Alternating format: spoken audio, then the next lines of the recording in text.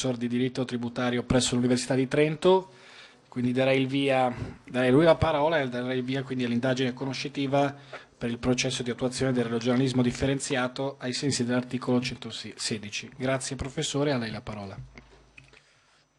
Allora, intanto ovviamente grazie Presidente, ringrazio per questa opportunità che mi date.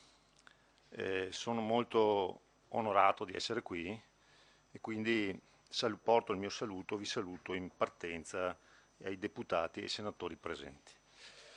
La mia l'audizione si inserisce all'interno di un'indagine conoscitiva sul processo di attuazione dell'articolo 116,3. Ah, ecco, ho predisposto una relazione che penso vi verrà consegnata o vi è stata consegnata e quindi adesso io la seguo un po', ma c'è molto altro rispetto a quello che dico in sintesi nella relazione. Allora, io faccio riferimento, oggi parlo dei profili finanziari del processo di attuazione dell'articolo 116,3, anche perché ho avuto occasione di seguirli molto da vicino, meglio, ho avuto l'occasione di seguire la formazione della norma perché sono uno dei componenti della delegazione trattante dell'autonomia del Veneto. E quindi questa norma la conosco molto bene. Faccio riferimento, tanto per chiarezza, alla norma che è contenuta nell'intesa che a quel che mi risulta è stata presentata in Consiglio dei Ministri, mi pare che sia il 13 febbraio, se non è il 13 o il 14 febbraio. Io faccio riferimento a questa disposizione e in molte occasioni cito questa che era anche apparsa nel sito del Ministero per gli Affari Regionali, quindi comunque si capisce lo stesso anche senza l'articolato, o si dovrebbe capire senza l'articolato. Qual è il punto di partenza del processo di attuazione dell'autonomia differenziata dal punto di vista finanziario? Magari dico cose che già sapete, ma mi serve per dare un ordine a quello che dico. Il punto di partenza è la spesa storica. Questo vorrei dirlo con estrema chiarezza. Nella norma c'è chiaramente scritto che a seguito dell'assegnazione delle nuove funzioni, dei nuovi compiti e quindi delle materie, la Regione avrà tanta spesa quanto aveva lo Stato, quindi la Regione spenderà sul territorio nella fase di avvio tanto quanto sta spendendo lo Stato. Quindi nella fase di avvio non c'è e non ci può essere alcun problema di tenuta dei conti pubblici, perché cambia semplicemente il soggetto che va a erogare il servizio a spesa storica. Ovviamente qui nasce dal secondo punto una prima questione. Perché? Perché l'articolo 116 fa rinvio, comma 3, fa rinvio ai principi dell'articolo 119, che è la vera e propria norma sui rapporti finanziari interistituzionali che c'è nella Costituzione. E nell'articolo 119, che segna il passaggio da una finanza derivata a una finanza originaria, si individuano per il finanziamento integrale di funzioni e compiti delle autonomie, si individuano alcuni strumenti di finanziamento, dai tributi alle entrate proprie, le compartecipazioni al gettito dei tributi erariali riferibili al territorio e poi i trasferimenti di tipo perequativo. Non c'è altro e quindi evidentemente la spesa che passa alla Regione non poteva essere finanziata con trasferimenti, perché se noi finanziassimo quella spesa trasferendo le risorse dallo Stato alla Regione ad autonomia differenziata, ci andremmo a porre in palese conflitto e contrasto con l'articolo 119. E quindi qual è la scelta obbligata? Qual è lo strumento che si poteva scegliere? Ma di certo non i tributi e le entrate proprie. Perché? Perché non è che per il fatto che la Regione mi gestisce l'istruzione allora facciamo un tributo in più per quella regione, perché stiamo trasferendo spesa. E quindi l'unico strumento possibile per finanziare le nuove competenze è la compartecipazione al gettito dei tributi erariali riferibile al territorio. E difatti nella bozza d'intesa si prevede che le nuove competenze saranno finanziate o con compartecipazioni, diciamo stricto sensu intese, o con riserve d'aliquota o aliquote riservate. L'aliquota riservata, dopo se c'è necessità che spieghi questo mi chiederete voi, è una forma di compartecipazione e cos'è anche previsto? Che le compartecipazioni saranno, o le aliquote riservate, saranno all'IRPEF o a eventuali altri tributi che saranno individuati dall'apposita commissione paritetica Stato-Regione che dovrebbe nascere a seguito dell'attuazione dell'autonomia differenziata. E quindi la commissione paritetica Stato-Regione potrà decidere se, per esempio, fare esclusivo riferimento a una compartecipazione all'IRPEF, se scegliere altri tributi, se utilizzare in modo congiunto compartecipazioni e aliquote riservate. Ovviamente in questa fase non era assolutamente possibile e o immaginabile una soluzione diversa, comunque una soluzione del tutto compatibile con la Costituzione. Qual è il profilo di delicatezza di questo secondo passaggio? È che le compartecipazioni, ovviamente, parlo di compartecipazioni, ma è come se dicessi aliquote riservate, qual è l'effetto della compartecipazione? È che se l'economia regionale, quindi se il PIL cresce, e quindi se il gettito del tributo compartecipato cresce, evidentemente la Regione potrà disporre di ulteriori risorse. Se la spesa storica trasferita è 1 miliardo, sto facendo ovviamente un esempio, all'inizio si andrà a determinare una compartecipazione all'IRPEF, se scegliamo solo l'IRPEF, di 1 miliardo e quella sarà, non so, il 20% dell'IRPEF di quel momento.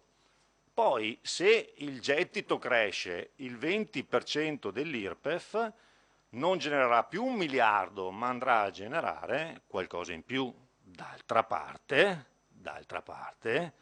se il gettito diminuisce, evidentemente il 20% di un gettito diminuito determinerà un minori risorse a disposizione della Regione per coprire quelle spese.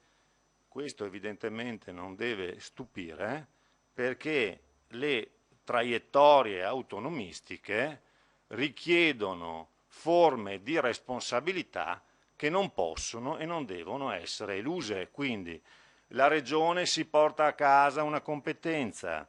Beh, evidentemente con la compartecipazione, se le cose andranno bene, magari anche in ragione del federalismo rafforzato, allora riuscirà a avere ulteriori risorse che ovviamente sono senza vincolo di destinazione e quindi potranno essere spese come la Regione ritiene, potranno anche essere utilizzate per ridurre il carico impositivo. Viceversa, se di competenza, viceversa, se il gettito diminuisce, la Regione si troverà con minori risorse che dovrà per forza coprire senza alcun intervento dello Stato. E questo è il secondo passaggio.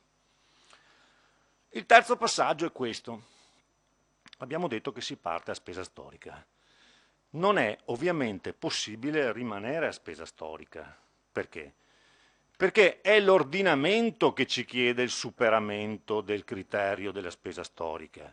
Se voi andate a vedere l'articolo 1 della legge 42 del 2009, legge di delega per l'attuazione del federalismo fiscale, e quindi dell'articolo 119, nell'articolo 1, che io vi ho citato per comodità, proprio all'inizio, dopo aver fatto riferimento all'autonomia di entrata e di spesa, ai principi di solidarietà e di coesione sociale, c'è scritto in maniera da sostituire gradualmente per tutti i livelli di governo il criterio della spesa storica.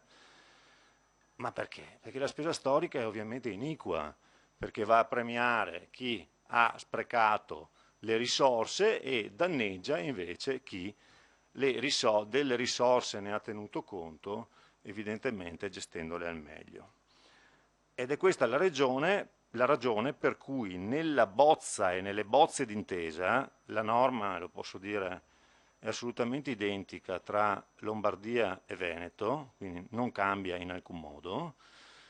Nelle bozze d'intesa c'è scritto che entro un anno si dovrà passare dalla spesa storica ai fabbisogni standard. Fabbisogni standard che andranno individuati certamente non dalla commissione paritetica Stato-Regione, ma da un comitato Stato-Regione di tutte le regioni, non Stato-Regioni, Stato-Regioni, quindi a cui parteciperanno tutte le regioni, che servirà a determinare i fabbisogni standard che poi andranno applicati al posto della spesa storica. In realtà il tempo che è previsto è più di un anno, perché sono previsti 3 anni. Perché 3 anni? Perché dopo 3 anni dovrebbe essere applicata una clausola che sta generando significative polemiche e di cui dirò poi. Quindi il passaggio da spesa storica a fabbisogni standard se uno ce la fa in un anno, meglio. Se invece c'è tempo 3 anni, sostanzialmente senza che succeda nulla. Faccio presente che non dobbiamo ingigantire questo passaggio o le difficoltà del passaggio, perché, come peraltro ha osservato il professor Zanardi, il collega Zanardi, che fa parte anche dell'ufficio parlamentare di bilancio, un conto è determinare i fabbisogni standard dei comuni, laddove abbiamo a che fare con un'estrema eterogeneità dei servizi forniti e anche con una situazione di condizioni finanziarie di partenza dei comuni differenziatissime, condizioni molto differenziate. Beh, qui invece noi abbiamo una situazione in cui lo Stato già va a ripartire la spesa in una logica di fabbisogni, ma pensate al caso dell'istruzione, e l'istruzione è la principale materia per quel che riguarda l'autonomia differenziata dal punto di vista del finanziamento, proprio fa la parte del leone, e quindi facendo la parte del leone noi abbiamo una situazione in cui possiamo anche pensare che i fabbisogni standard non saranno, dal punto di vista della modalità di determinazione, molto diversi da quelli già determinati oggi. E quindi questo passaggio dovrebbe essere un passaggio che si riesce a fare. Ecco, non è quel solito discorso, ma i fabbisogni standard non arriveranno mai, non ce la faremo mai, come altre situazioni che si sono verificate nel nostro Paese. Quindi, sostanzialmente, si parte dalla spesa storica, non si possono scegliere strumenti di finanziamento diversi dalle compartecipazioni o dalle aliquote riservate, quindi sono strumenti compartecipativi e non possiamo andare in altre strade perché ci obbliga a questo la Costituzione. Ovviamente poi è previsto nelle bozze un passaggio e un superamento della spesa storica, perché questo ce lo chiede l'ordinamento e in realtà ce lo chiede anche un senso di giustizia che dovrebbe albergare nel cuore di ognuno di noi. E quindi la spesa storica deve essere assolutamente superata come criterio. La bozza, la norma finanziaria, si chiude con una clausola di garanzia e questa ha generato notevoli polemiche.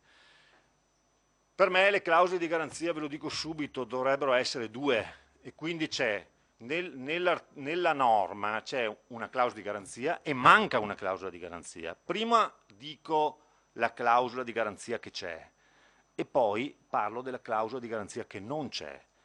La clausola di garanzia che c'è è quella che dice che se non si addiviene alla determinazione e all'applicazione dei fabbisogni standard entro il triennio successivo al trasferimento delle competenze alle regioni, allora cosa accade? Accade che l'ammontare di risorse assegnate alla regione per l'esercizio di ulteriori forme e condizioni particolari di autonomia non potrà essere inferiore al valore medio nazionale pro capite della spesa statale per l'esercizio delle stesse.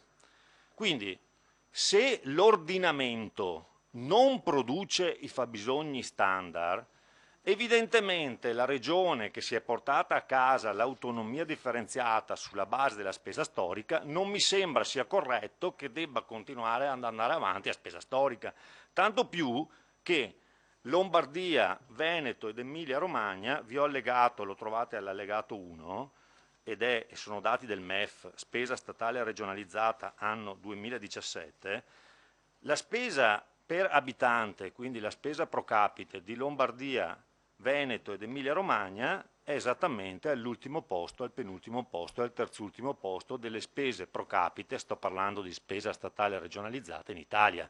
Quindi se le 3 regioni portano a casa le competenze a spesa storica, ci sta che se nei 3 anni non vengono applicati i fabbisogni standard, perché altrimenti questa clausola di garanzia non verrà mai applicata, evidentemente allora mi dovrai riconoscere il valore medio della spesa, che ovviamente sarà più alto o potrebbe essere più alto, il che vuol dire che l'aliquota di compartecipazione sale, ma anche con i fabbisogni standard potrebbe capitare che l'aliquota di compartecipazione sale. L'aliquota di compartecipazione all'inizio è fissata sulla spesa storica. I fabbisogni standard sono più alti, viene rideterminata sulla base dei fabbisogni standard. Il valore medio è più alto e non mi fa i fabbisogni standard, verrà determinato sulla base del valore medio. A me questa clausola sinceramente sembra sacrosanta e invece mi dispiace che ne manchi un'altra. Perché? Perché l'autonomia differenziata, che è l'unica possibilità che abbiamo dal punto di vista del perseguimento di strategie autonomistiche, se la scelta è di perseguire strategie centralistiche, allora rimaniamo come siamo. Allora, la clausola che manca qual è? Nel sistema ad autonomia differenziata, nell'attuale sistema, la compartecipazione è al gettito di tributi erariali e quindi i tributi erariali ovviamente sono tributi dello Stato e sui tributi dello Stato interviene lo Stato. Allora cosa potrebbe accadere? Che mi viene riconosciuta una compartecipazione a un tributo, esempio IRPEF, che peraltro è in profondissima crisi e in fase di trasformazione, sempre che ci siano le condizioni.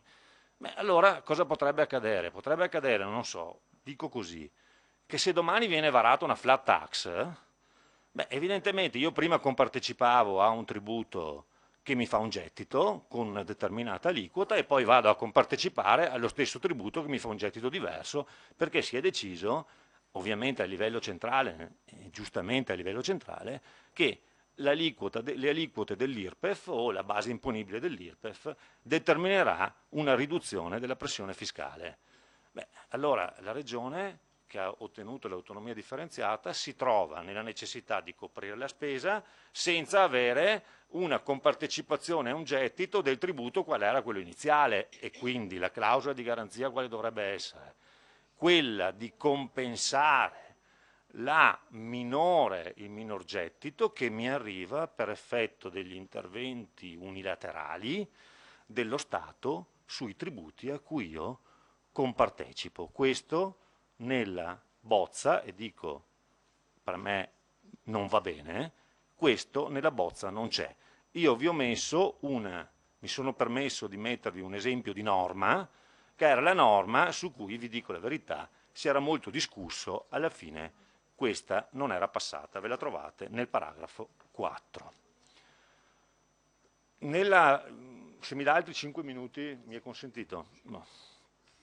Allora, 2 cose sulle critiche, perché adesso io vi ho descritto in modo più sintetico possibile i contenuti della norma finanziaria e quella che è stata la logica della norma finanziaria, che mi sembra una logica anche molto prudente. Quali sono state le critiche?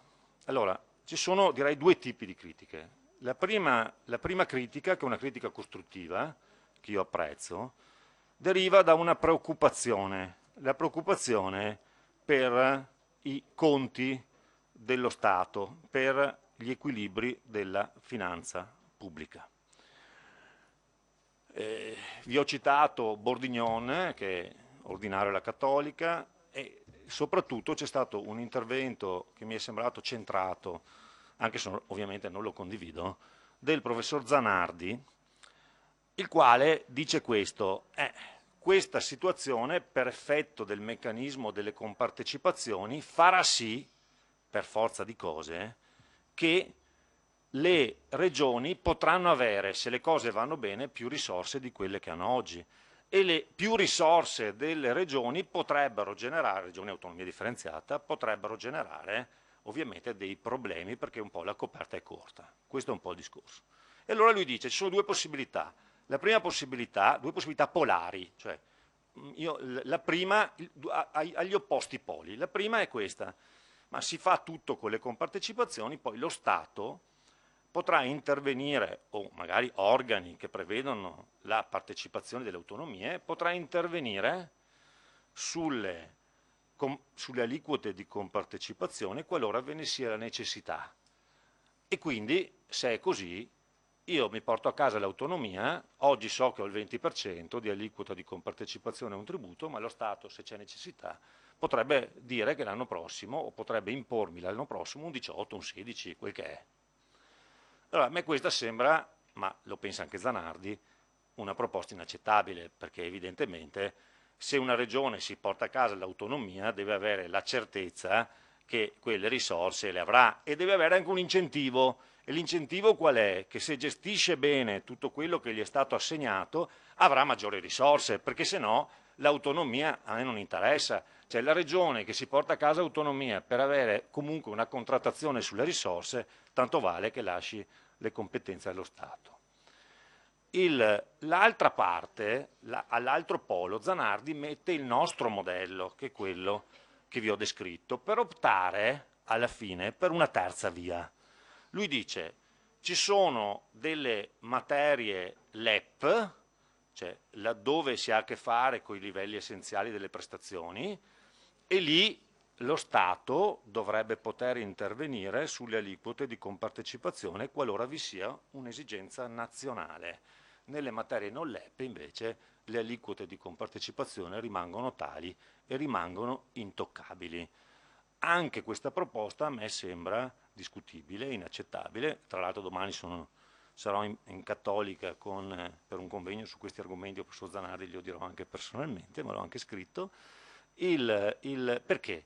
Perché la gran parte del finanziamento di cui stiamo parlando, signori deputati, signori senatori, è per l'istruzione.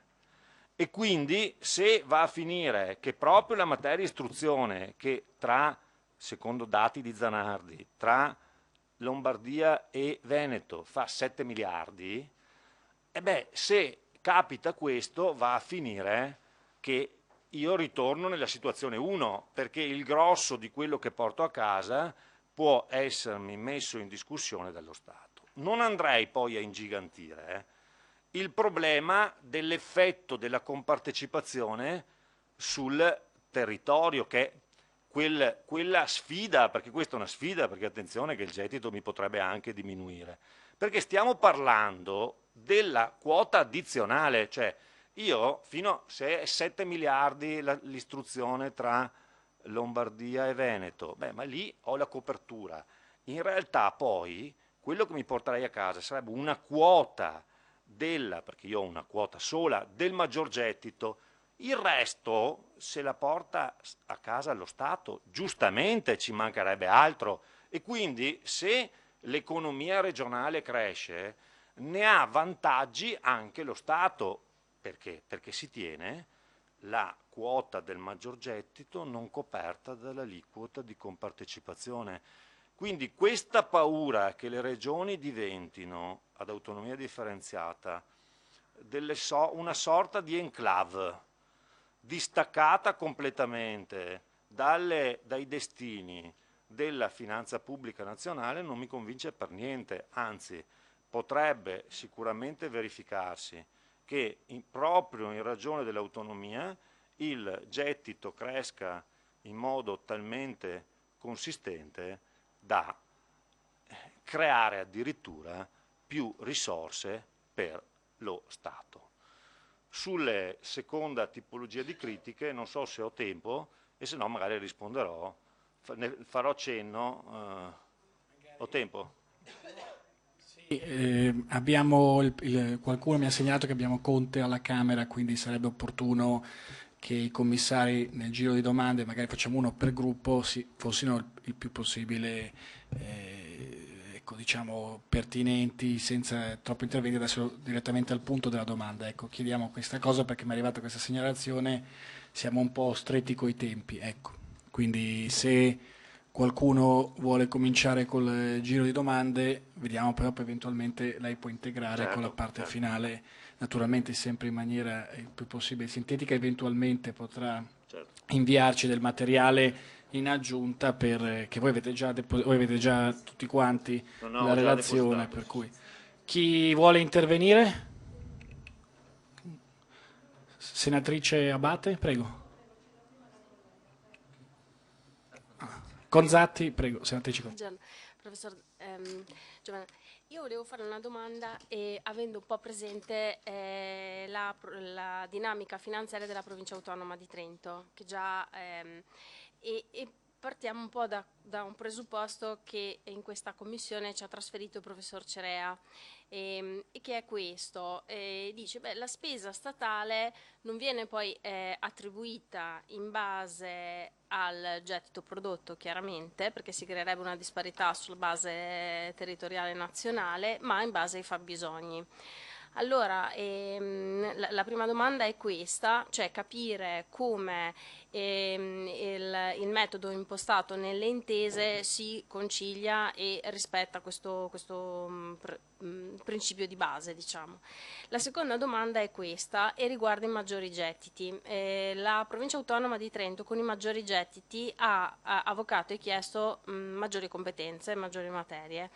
In questo caso le materie ovviamente sono 23, sono in questa fase a numero chiuso e vengono chieste in maniera unitaria. Allora mi chiedo come possa essere gestita la partita del maggior gettito se immaginiamo che le materie e i relativi costi standard, diciamo così, cioè che tutte le 23 materie partano nello stesso momento, nel momento di sottoscrizione dell'intesa. Perché la provincia autonoma di Trento ovviamente non ha gestito così e anzi in fase di implementazione delle materie c'è stato detto proprio in questa sede che il trasferimento della materia sull'istruzione ha necessitato 12 anni di lavoro con un trasferimento graduale che lavorasse, diciamo, su comparti diversi dell'istruzione. Allora mi domando come può essere approcciata questa spesa, anche questi 23 materie, anche dal punto di vista organizzativo, immaginando un trasferimento unitario. Senatrice Abate aveva una domanda?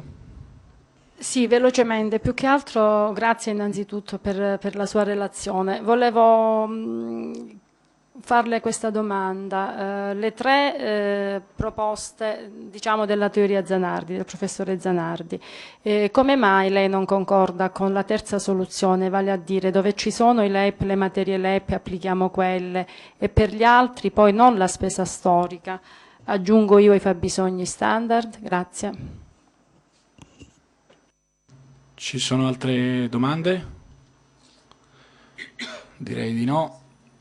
Allora ascoltiamo le risposte del professore, grazie. Allora, per quel che riguarda la situazione di Trento e la situazione trentina che ovviamente conosco bene, ma nel modello, ripeto, si parte dalla spesa storica e successivamente si dovrà arrivare ai fabbisogni standard, quindi io non vedo delle diversità da questo punto di vista, se non che ovviamente il Trentino, la provincia autonoma di Trento, ma lo stesso vale per la provincia autonoma di Bolzano o in fondo come modello anche per le altre regioni, a statuto speciale sto parlando, attenzione che lì si è partiti, ma perché diverse erano le ragioni storiche, facendo un ragionamento di compartecipazione al gettito di tributi erariali, ma quello che è stato riconosciuto indipendentemente dalla spesa che doveva essere sostenuta, cioè i 9 decimi del Trentino iniziali, dopo lasciamo stare, dopo vado oltre, ma i 9 decimi del Trentino iniziali non sono stati riconosciuti perché il Trentino doveva spendere la somma dei 9 decimi.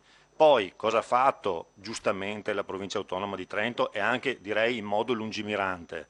Ha cercato di ottenere altre competenze, pensiamo all'accordo di Milano e per esempio anche l'università, cioè il mio stipendio è pagato dalla provincia autonoma di Trento, quindi ha cercato di riempire di contenuto la sua autonomia, ma anche perché, diciamoci la verità, se no il riconoscimento dei 9 decimi diventava sempre più difficile da sostenere, quindi è stata una politica lungimirante per giustificare la propria autonomia e la disparità con il resto del paese. Qui la partenza è diversa, perché io faccio la somma, che siano 10, 14 o 13, 23, si fa la somma di quello che lo Stato spende per queste materie e quella mi diventa la compartecipazione iniziale.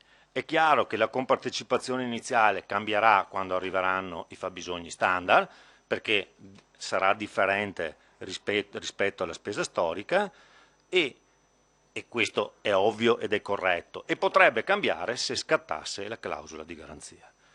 Per quel che riguarda la seconda domanda, allora, la soluzione terza del professor Zanardi, che sia chiaro io stimo moltissimo, è una soluzione che io non condivido per questa ragione, perché alla fine l'unica materia LEP, dove ci sono i LEP, che può essere trasferita è l'istruzione, perché ovviamente la sanità, nella sanità ci sono già i LEA e ovviamente quello che chiedono le regioni che vogliono l'autonomia differenziata nella sanità si inserisce in una cornice nazionale e si tratta di avere un po' di più margine di manovra nella gestione del sistema sanitario, ma lì non ho un problema di livelli essenziali delle prestazioni o livelli essenziali di assistenza. Nelle nostre materie, l'unica materia dove abbiamo un problema LEP è l'istruzione. Allora, se si adottasse l'impostazione di Zanardi, cosa accadrebbe? Che per la gran parte del finanziamento che viene riconosciuto alle regioni, che è quello che deriva dall'istruzione, lo Stato potrebbe continuamente mettere in discussione le aliquote di compartecipazione, ma se lo Stato mi mette continuamente in discussione le aliquote di compartecipazione, io fossi il governatore Zaia, io non accetterei, perché ho bisogno di, questo è un accordo bilaterale che è previsto dalla Costituzione, ho bisogno di certezza sulle risorse. Se ogni anno andiamo a rideterminare quello che mi verrà riconosciuto in materia di istruzione, è evidente che la mia finanza regionale, che è una finanza più corposa perché mi sono portato a casa delle materie in accordo con lo Stato, è però una finanza non solida, perché va a finire che ogni anno devo andare a contrattare. Cioè l'autonomia porta per forza con sé non la creazione di enclave, perché questo non è il caso, ma un po' la marginalizzazione della regione autonoma rispetto alle scelte nazionali di finanza pubblica, sì, perché se no non c'è autonomia, d'altra parte però c'è anche responsabilità. Questo è il punto. Dico anche un'ultima cosa, che è un po' quello, ma rapidissimo. Ci sono tutta una serie di preoccupazioni espresse anche in modo, l'ho scritto e lo ripeto, virulento e aggressivo, che non sono quelle di cui ho parlato Zanardi, Bordignon e una serie di altri osservatori assolutamente di livello, ma ci sono una serie di osservazioni anche che in fondo dicono, ma qui ci troviamo cittadini serie A, cittadini serie B, ci troviamo di fronte alla secessione dei ricchi, l'egoismo, ecco. Allora io dico questo, e però in fondo dietro cosa c'è dietro a queste affermazioni un po' forti? Ma c'è ovviamente la paura legittima, perché è legittima questa paura, che le scelte, quindi è corretto il dibattito, che le scelte di autonomia differenziata vadano poi a mettere a rischio gli equilibri fragilissimi della finanza pubblica. Però io posso dirvi, e vi ho allegato una serie di dati che ovviamente ho tratto, sono dati dei conti pubblici territoriali, a me pare che se continuiamo così gli equilibri della finanza pubblica non saranno in grado di sostenersi lo stesso. Perché? Perché c'è una situazione in cui noi abbiamo i territori del nord, lasciamo stare residuo fiscale o non residuo fiscale, che giustamente, sia chiaro, giustamente, trasferiscono una mole ingente di risorse ai territori del sud. Tutto questo è giusto perché c'è la perequazione. Però qual è l'obiettivo della perequazione? È che i divari si riducano, no? E quindi prima o poi le regioni meno fortunate dovrebbero crescere di più e quindi dovrebbero anche garantire migliori servizi, soprattutto con riferimenti ai servizi su cui si fondano i diritti fondamentali che danno corpo alla cittadinanza. Questo, signori deputati, signori senatori, non sta assolutamente accadendo e quindi noi abbiamo delle regioni in avanzo, che sono le regioni del nord, avanzo che potrebbe essere pari al 10% del PIL. Quell'avanzo serve per garantire il deficit delle altre regioni. Dove cresce di più il PIL? Cresce di più nelle regioni in avanzo rispetto alle regioni in disavanzo. Cos'è la conseguenza di questo? La conseguenza di questo è la disgregazione, la conseguenza di questo è il conflitto, la conseguenza di questo è che i cittadini del nord si sentono, a torto o a ragione, depredati perché devono pagare le imposte alte perché servono per garantire gli equilibri ai cittadini del sud. No, chiudo. Ma io lo sto dicendo, non dicendo che sia giusto, perché i cittadini del sud altrettanto giustamente, quindi vorrei chiarire, si sentono in una situazione in cui non possono disporre dei diritti di cui un cittadino dovrebbe disporre. Cioè, se vi sembra possibile che in questo paese ci sia il fenomeno del turismo sanitario, allora continuiamo così per amor degli equilibri di finanza pubblica. A me pare che invece l'autonomia differenziata debba fare da propellente a un autentico cambio di prospettiva. Ho finito. Ringrazio il professore, dobbiamo purtroppo chiudere. Purtroppo chi vuole, se il professore è così gentile da fermarci qualche minuto, noi dobbiamo andare. La ringrazio molto e la seduta è chiusa.